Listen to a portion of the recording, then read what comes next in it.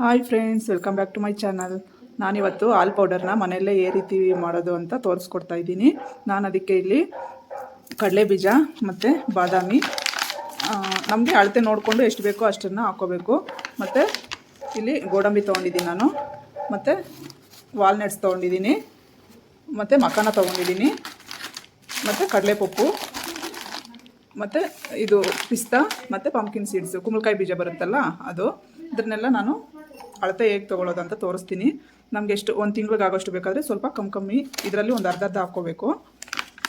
ನಾನಿಲ್ಲಿ ಒಂದೆರಡು ತಿಂಗ್ಳಿಗಾಗೋಷ್ಟು ಮಾಡ್ತಾಯಿದ್ದೀನಿ. ನಾವು ದೊಡ್ಡವರು ಸಹ ಕುಡಿಬೋದು ಈ ಪೌಡರ್ನ, ತುಂಬಾ ಚೆನ್ನಾಗಿರುತ್ತೆ.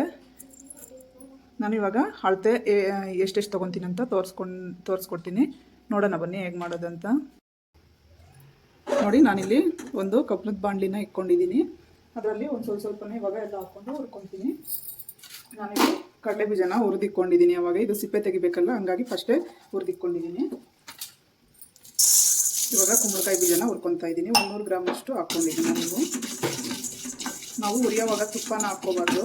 ತುಪ್ಪನ ಹಾಕ್ಕೊಂಡ್ರೆ ಅದು ಮಿಕ್ಸಿಗೆ ಹಾಕಿದಾಗ ಪೌಡರ್ ನೀಟಾಗಿ ಬರಲ್ಲ. ಹಂಗಾಗಿ ನಾನು ಮೀಡಿಯಮ್ ಫ್ಲೇಮಲ್ಲಿ ಎಲ್ಲ ಒಣವೆ ಎಲ್ಲ ಹುರ್ಕೊತಾ ಇದ್ದೀನಿ. ಈ ಥರ ಹುರ್ಕೊಂಡು ನೀಟಾಗಿ ಪೌಡ್ರ್ ಮಾಡಿಕೊಂಡ್ರೆ ಒಂದೆರಡು ತಿಂಗಳಾದ್ರೂ ಏನು ಆಗಲ್ಲ ಪೌಡರು. ಈ ಹಾರ್ಲಿಕ್ಸು ಬೂಸ್ಟು ಅವಕ್ಕಿಂತ ಈ ರೀತಿ ಮಕ್ಕಳಿಗೆ ಮನೆಯಲ್ಲೇ ನಾವು ಪೌಡರ್ ಮಾಡಿ ಹಾಲಲ್ಲಿ ಕೊಡೋದ್ರಿಂದ ತುಂಬಾ ಒಳ್ಳೆಯದು. ನನಗಂತೂ ಸ್ವಲ್ಪನೂ ಇಷ್ಟ ಆಗಲ್ಲ ಅಂಗಡಿಯಲ್ಲಿ ತರೋದು. ನಾನು ಯಾವಾಗೂ ಇದೇ ರೀತಿಯಲ್ಲೇ ಮನೆಯಲ್ಲೇ ಮಾಡ್ಕೊಡ್ತೀನಿ ಮಕ್ಕಳಿಗೆ. ನೋಡಿ, ಇವಾಗ ಫ್ರೈ ಆಗಿದೆ ಇದು. ನಾನು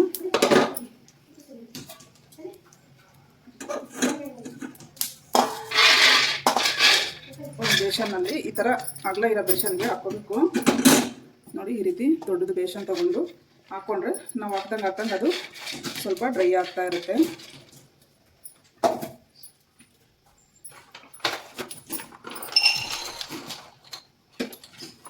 ನೋಡಿ, ಇವಾಗ ಬಾದಾಮಿನ ಹಾಕ್ಕೊತಾ ಇದ್ದೀನಿ. ಒಂದು ಗ್ಲಾಸ್ ಅಷ್ಟು ಹಾಕ್ಕೊಂಡಿದ್ದೀನಿ ನಾನು. ಮತ್ತು ಕಡಲೆ ಬೀಜ, ಬಾದಾಮಿ ಮತ್ತು ಕಡಲೆಪಪ್ಪು, ವಾಲ್ನಟ್ಸು ಒಂದೊಂದು ಗ್ಲಾಸನ್ನು ಹಾಕ್ಕೊಂಡಿದ್ದೀನಿ ನಾನು ತೋರಿಸಿರೋ ಅಳತೆ ಮೇಲೆ. ಮಿಕ್ಕಿದವೆಲ್ಲ 100 ಗ್ರಾಮನ್ನು ಹಾಕ್ಕೊಂಡಿದ್ದೀನಿ ನಾನು.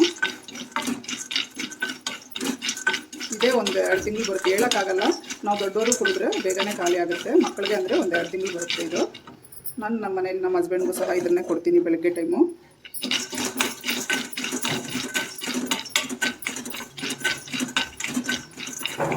ಬೆಳಗ್ಗೆ ಟೀ ಕಾಫಿ ಕುಡಿಯೋದಕ್ಕಿಂತ ಈ ರೀತಿ ಹಾಲು ಕುಡಿಯೋದ್ರಿಂದ ಈ ಪೌಡರ್ನ ಹಾಕ್ಕೊಂಡು ನಮಗೂ ಎನರ್ಜಿ ಚೆನ್ನಾಗಿರುತ್ತೆ.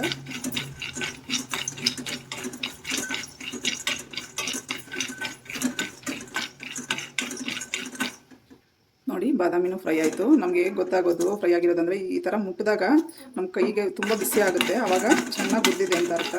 ನೋಡಿ, ನಾನಿವಾಗ ಎತ್ತಾಕೊತಾ ಇದ್ದೀನಿ.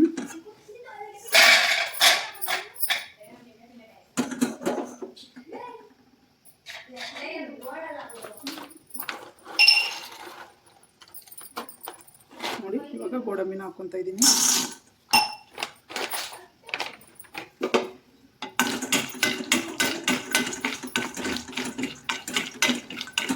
ಗೋಡಂಬಿನ ಜಾಸ್ತಿ ಫ್ರೈ ಮಾಡೋಕ್ಕೆ ಹೋಗ್ಬಾರ್ದು, ಸ್ವಲ್ಪ ಹಂಗೆ ಹುರ್ಕೋಬೇಕಷ್ಟೇ.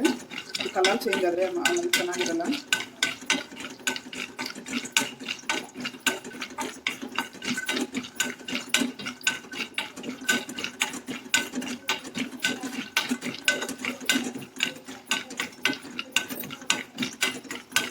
ನಾನು ಆದಷ್ಟು ಮೀಡಿಯಮ್ ಫ್ಲೇಮಲ್ಲೇ ಇಟ್ಕೊಂಡಿದ್ದೀನಿ ಗ್ಯಾಸನ್ನು. ಜಾಸ್ತಿ ಹೈ ಫ್ಲೇಮಲ್ಲಂತೂ ಇಟ್ಕೊಳ್ಳೋಕೆ ಹೋಗ್ಬೇಡಿ, ಬೇಗನೆ ಕಪ್ಪಗಾಗ್ಬಿಡ್ತಾವೆಲ್ಲ. ಪೌಡರ್ನೂ ಸಹ ಜಾಸ್ತಿ ದಿನ ಇರಲ್ಲ, ಸ್ಮೆಲ್ ಬಂದುಬಿಡುತ್ತೆ. ಹಾಗಾಗಿ ನಾವು ಮೀಡಿಯಮ್ ಫ್ಲೇಮಲ್ಲೇ ಈ ಥರ ಸ್ವಲ್ಪ ಹೊತ್ತು ಚೆನ್ನಾಗಿ ಕೈ ಹಾಕ್ಸ್ಬೇಕು.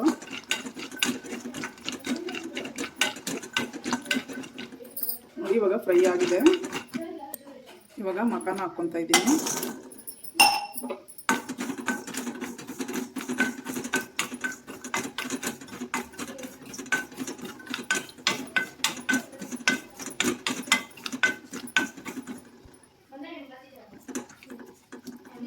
ನೋಡಿ, ಮಖಾನ ಹುರಿಯೋವಾಗ ಜಾಸ್ತಿ ಹಾಕ್ಕೋಬೇಡಿ, ಸ್ವಲ್ಪನೇ ಹಾಕ್ಕೊಳ್ರಿ. ಅದು ಹುರಿಯೋವಾಗ ಅವು ಸಿಗಲ್ಲ, ನೀಟಾಗಿ ಫ್ರೈ ಮಾಡೋಕ್ಕೆ ಆಗಲ್ಲ ಅವು. ನೋಡಿ, ಸ್ವಲ್ಪ ಆದರೆ ಈ ರೀತಿ ತೆಳ್ಳಗೆ ಮಾಡಿಕೊಂಡು ಬಿಟ್ಟರೆ ಸ್ವಲ್ಪ ಹೊತ್ತು ಬೇಗನೆ ಫ್ರೈ ಆಗಿಬಿಡುತ್ತೆ. ನೋಡಿ, ಸಾಕು, ಇವಾಗ ಫ್ರೈ ಆಗಿದೆ. ನೋಡಿ, ಇವಾಗ ಕಡಲೆಪಪ್ಪು ಹಾಕ್ಕೊತಾ ಇದ್ದೀನಿ.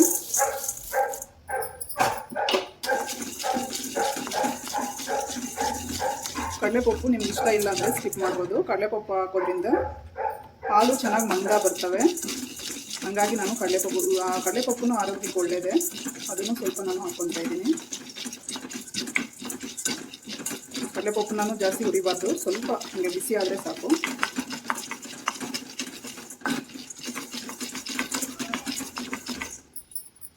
ನೋಡಿ ಈ ಥರ ಮುಟ್ಟಿದ್ರೆ ನಮ್ಗೆ ಬಿಸಿ ಅನ್ನಿಸ್ತೈತೆ ಕೈಗೆ, ಆವಾಗ ಎತ್ಕೊಂಡ್ಬಿಡ್ಬೇಕು ನಾವು. ಇವಾಗ ಆಗಿದೆ ನೋಡಿ, ನಾನು ಎತ್ಕೊತಾ ಇದ್ದೀನಿ.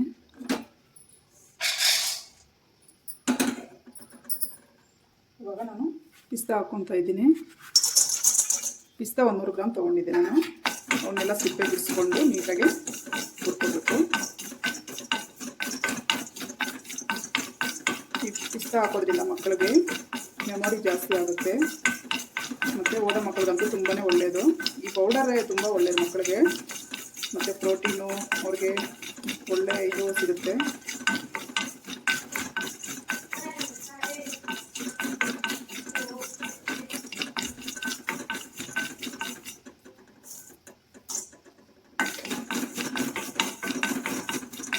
ಈ ಬಾದಾಮಿ ಎಲ್ಲ ನಾವು ಒಳ್ಳೆ ಐಟಮ್ ಹಾಕಿರೋದು ಈ ಪೌಡರ್ಗೆ.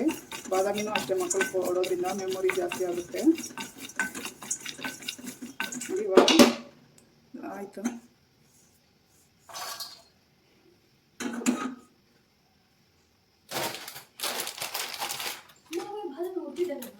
ಯಾವಾಗ ಗೊತ್ತಿದ್ದೆ? ಇವಾಗ ಯಾವಾಗ ಹೊರ್ದೆ ನಾನು? ಏನಾಗಲ್ಲ.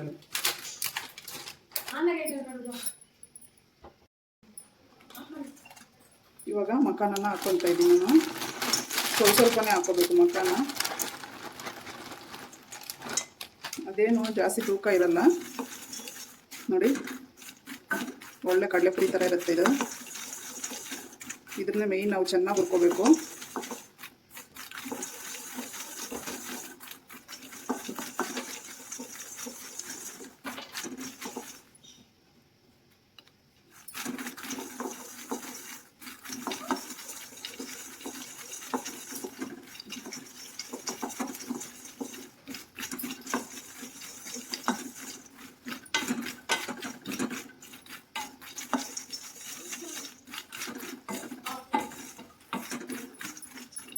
ಬಾಂಡೆ ಹಂಗಾಗಿ 2 ಸರಿ ಓಡಿಸ್ಕೊತಾ ಇದ್ದೀನಿ.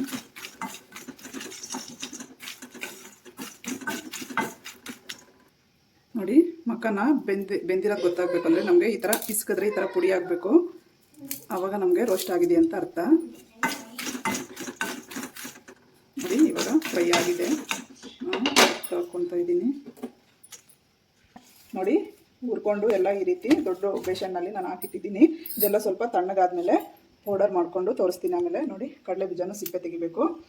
ನೋಡಿ ಇವಾಗ ನನ್ನ ಪೌಡರ್ ರೆಡಿ ಆದಮೇಲೆ ಹೇಗೆ ಬಂತು ಅಂತ ತೋರಿಸ್ತೀನಿ. ಮತ್ತು ಪೌಡರ್ ಸ್ವಲ್ಪ ನುಣ್ಣಗೆ ಮಾಡ್ಕೋಬೇಕು. ಚಿಕ್ಕ ಜಾರಿಗೆ ಹಾಕ್ಕೊಂಡು ಮಾಡ್ಕೊಳ್ಳಿ, ತುಂಬ ನುಣ್ಣಗೆ ಬರುತ್ತೆ. ನೋಡಿ ಫ್ರೆಂಡ್ಸ್ ಇವಾಗ ಎಲ್ಲ ಕಂಪ್ಲೀಟಾಗಿ ತಣ್ಣಗಾಗಿದೆ. ನಾನಿವಾಗ ಸ್ವಲ್ಪನೇ ಮಿಕ್ಸರ್ ಜಾರ್ಗೆ ಹಾಕ್ಕೊಂಡು ಪುಡಿ ಮಾಡ್ಕೊತೀನಿ.